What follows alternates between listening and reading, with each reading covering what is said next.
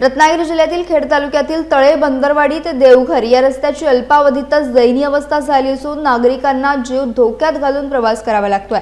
रस्त्यावर मोठमोठे खड्डे पडल्यामुळे वाहन चालकांना मोठा त्रास सहन करावा लागत असून अपघाताचा धोका दिवसेंदिवस वाढत आहे।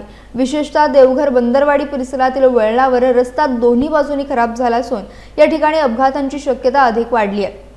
मागील अनेक दिवसांपासून रस्ता खराब अवस्थेत असतानाही संबंधित प्रशासनाने अद्याप कोणतीही दखल घेतली नाही असा आरोप स्थानिक नागरिकांनी केला। दरम्यान जिल्हा परिषद निवडणुकीदरम्यान अनेक राजकीय नेत्यांनी या रस्त्यावरून प्रवास केला होता, मात्र त्यानंतरही रस्त्याच्या दुरुस्तीकडे दुर्लक्ष झाल्याने नागरिकांमध्ये संताप व्यक्त केला जातोय।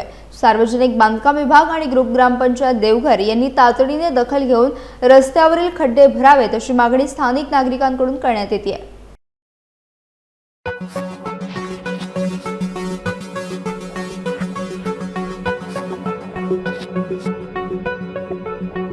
Thank you.